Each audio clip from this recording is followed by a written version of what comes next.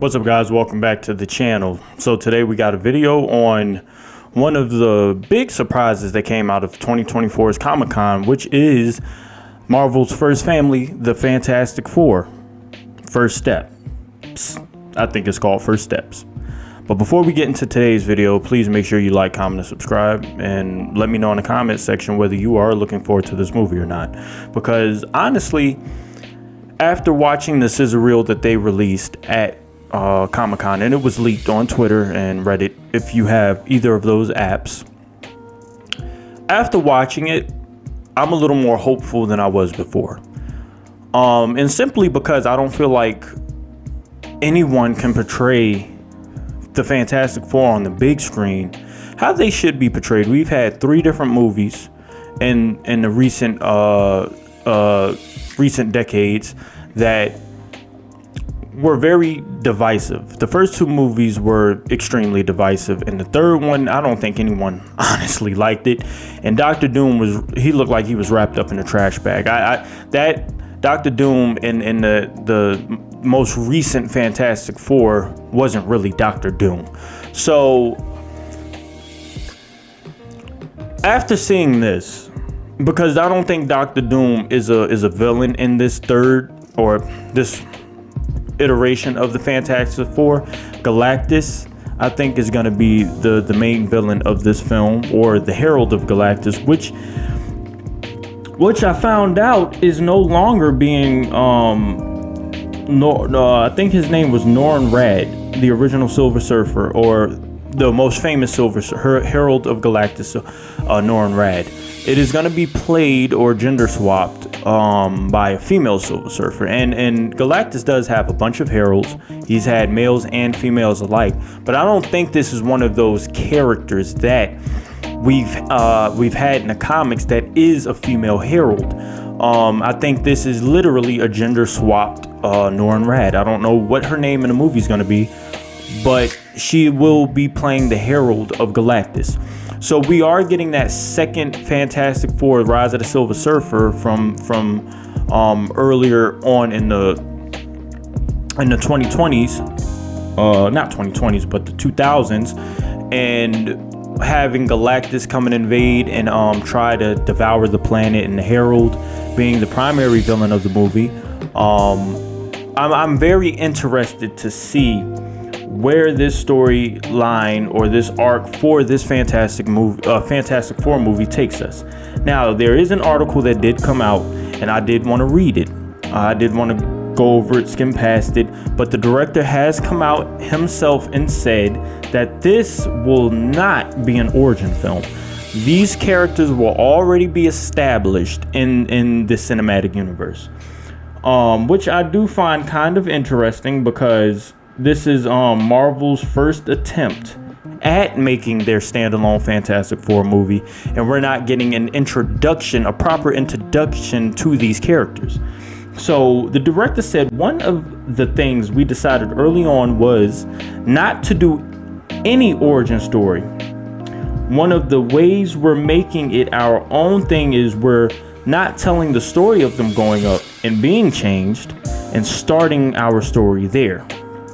There's a lot of well-known narrative that leads into that moment, right? And then you're making up your new story starting basically at the end of the first act. And we thought, well, let's just start this thing off on a completely new foot. So we are beginning after that, which I find very interesting, because whether you start an origin story for the Fantastic Four or not, people universally love Marvel's first family. Johnny Storm, Susan Storm, Reed Richards, Ben Grimm. These are characters that have crossed over between the Avengers comics, standalone Thor comics, Hulk my favorite moment in comics was when Ben Grimm lost Johnny Storm.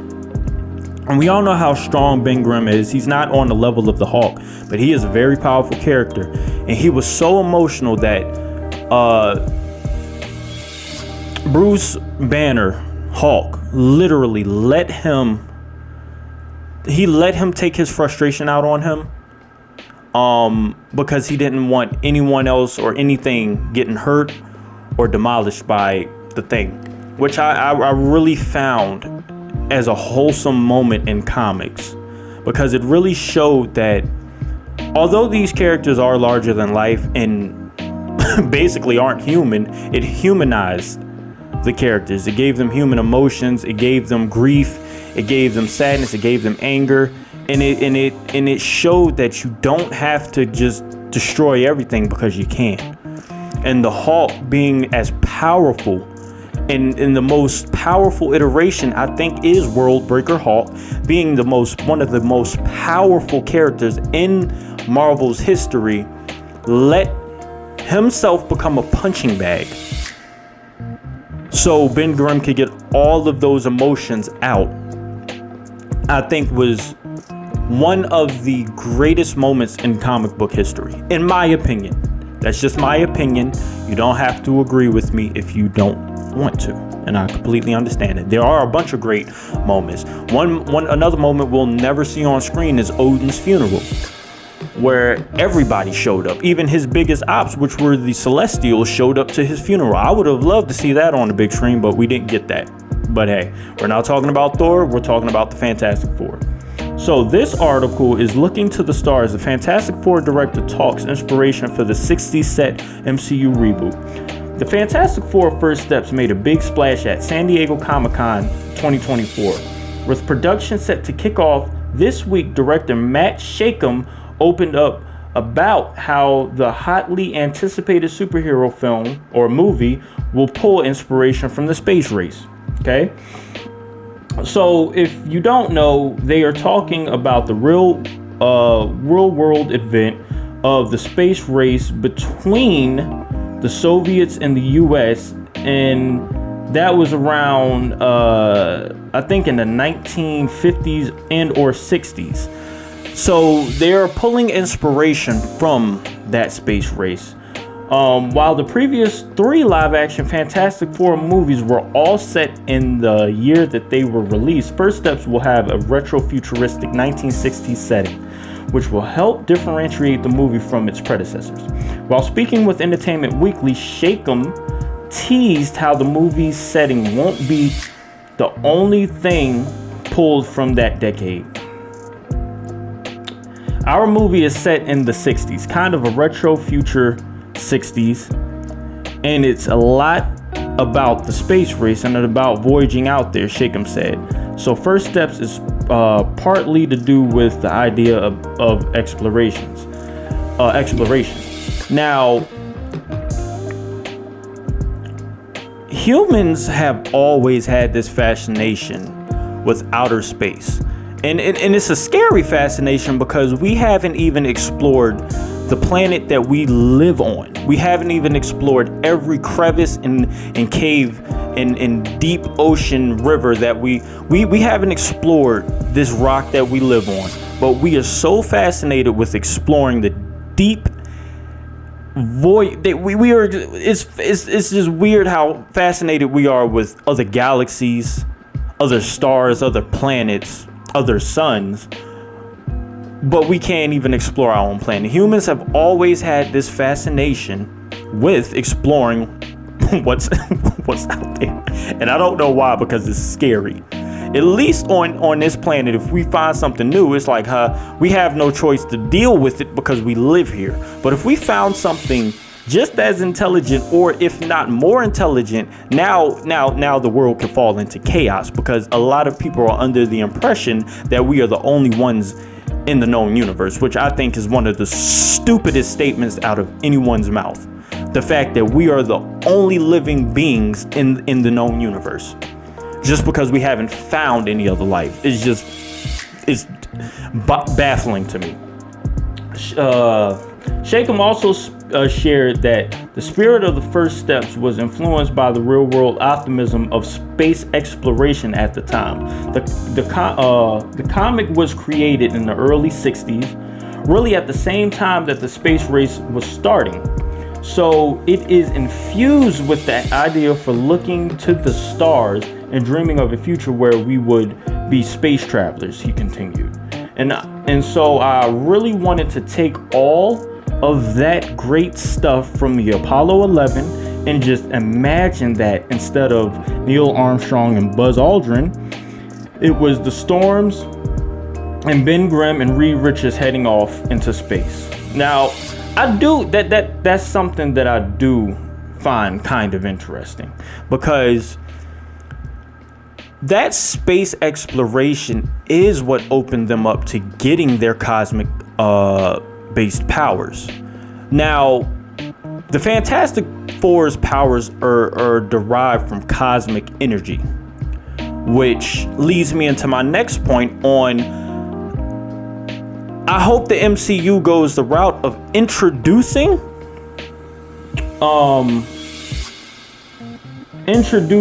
I think his son's name was Nathaniel Richards, if I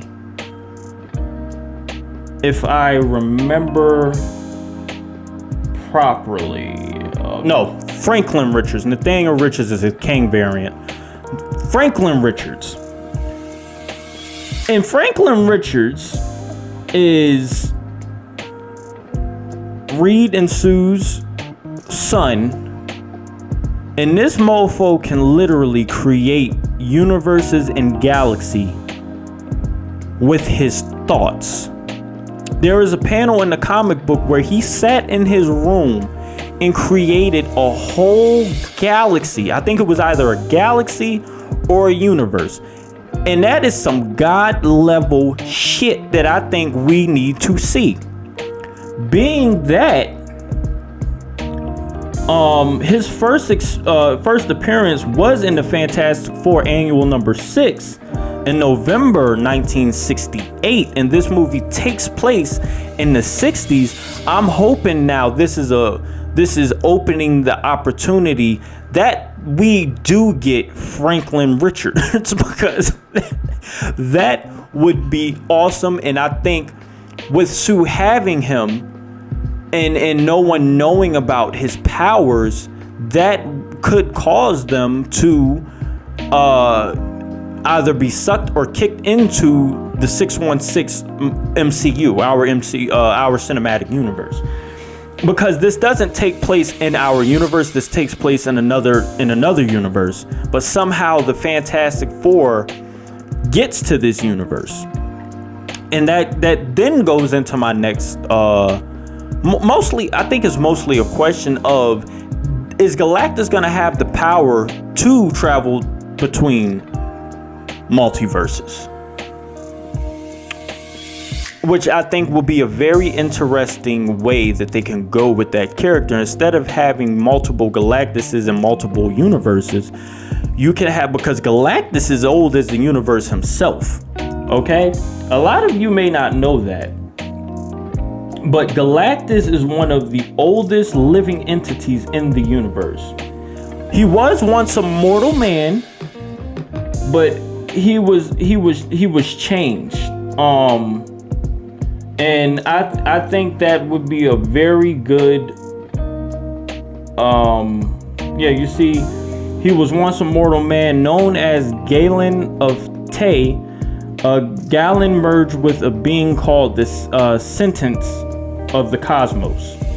So I think that would be a very interesting way that they could introduce that Galactus is more of a one being rather than many beings, because I think the Celestials are they're one more other than many. And they may shoehorn it in that Galactus himself is a Celestial. We don't know how this could go. We don't know where this could go. It is something that is very. It is very optimistic that where this film could go. It's very, there's a lot of things that they can do and a lot of directions that they can go in that would be very interesting with these characters. So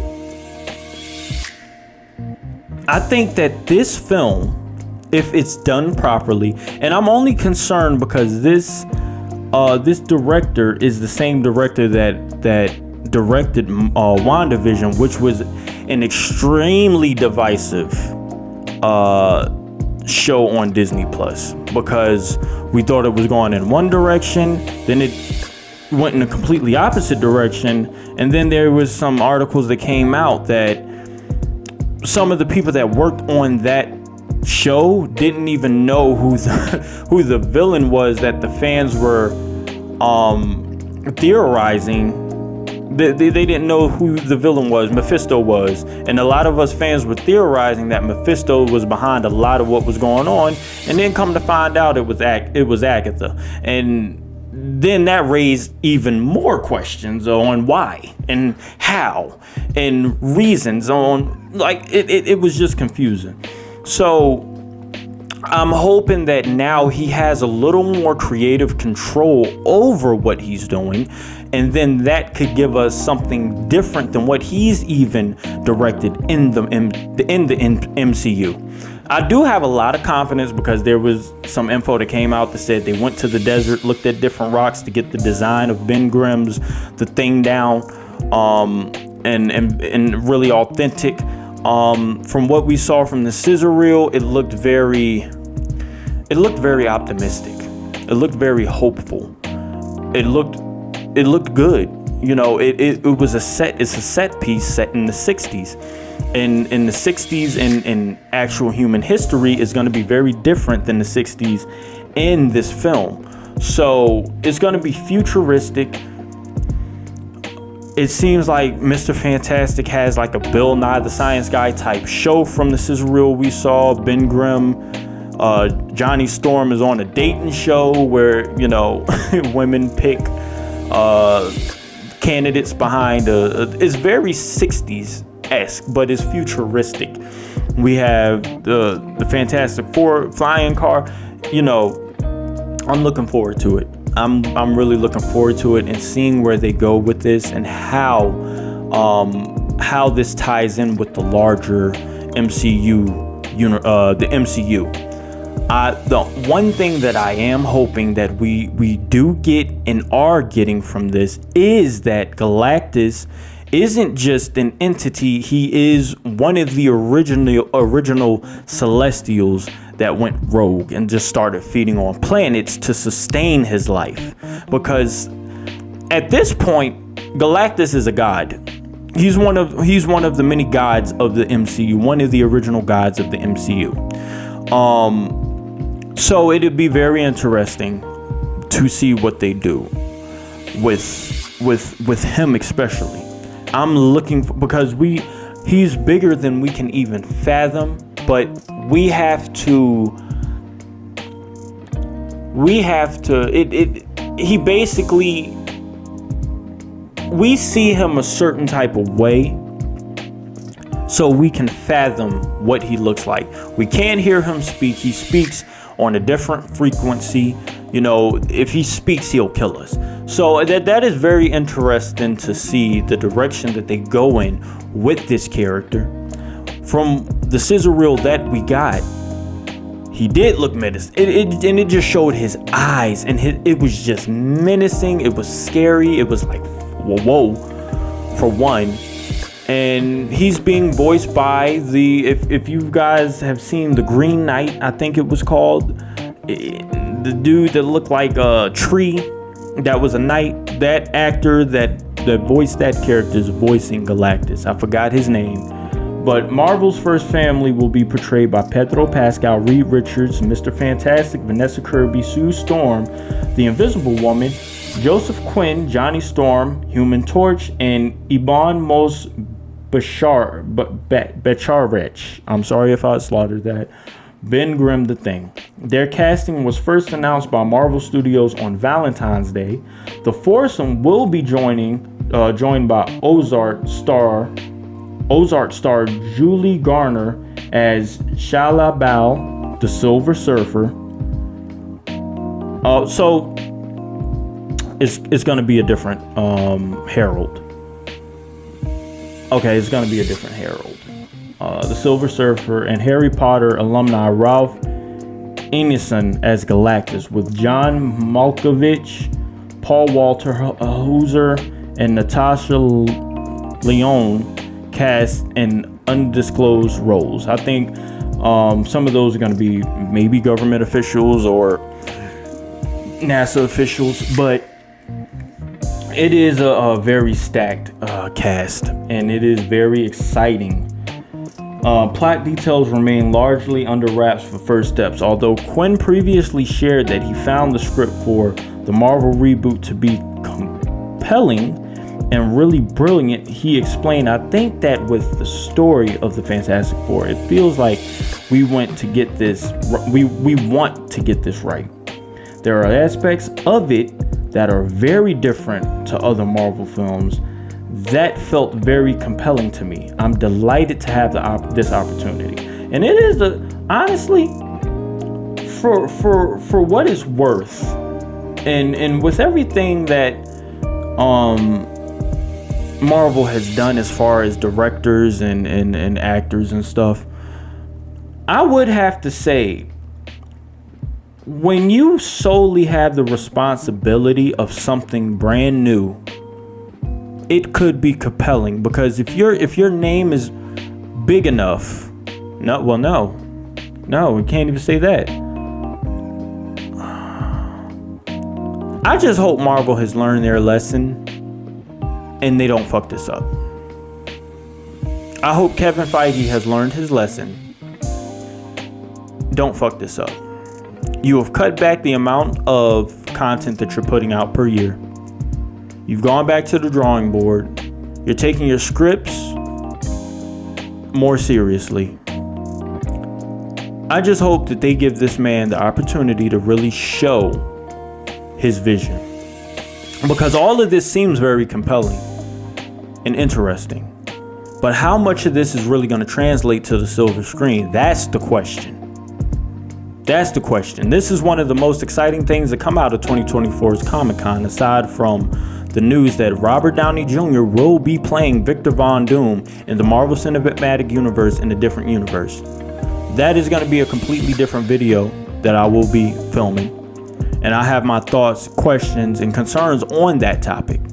But if you like today's topic on the Fantastic Four, Marvel's first family finally being introduced in Marvel, the MCU, let me know in the comment section what you thought of this video. Let me know in the comment section what you think of this news. Are you excited? Are you optimistic? Are you compelled to even care at this point in Marvel's history? It really feels like they're going back to the basics of what they used to be. They're buckling down and they're taking their property more serious. Wolverine and Deadpool was solely Ryan Reynolds and Hugh Jackman. That's why that movie's doing numbers. That had nothing to do with Marvel. That's mostly Fox's send-off for those characters. Marvel distributed it and basically produced it, but that property is solely right. That movie wouldn't have been successful without Ryan Reynolds. So that can't even be contributed to the success of anything after that. The Marvel properties, the Marvel characters, the things that Marvel is doing, it needs to be questioned if the authenticity, the authenticity of it is going to be honored. I'm sorry, I just thought that was a tongue twister. Say it 7 times fast and see if you can get it. But if you liked the video, if you liked what we discussed, let me know in the comment section what you're looking forward to the most about this film and how this fits in with the larger MCU. Like, comment, and subscribe. I love you guys. Thank you for checking me out. Share with your friends and family. It may not be a lot to you, but it means so much to me. Thank you guys. I love you guys. Peace.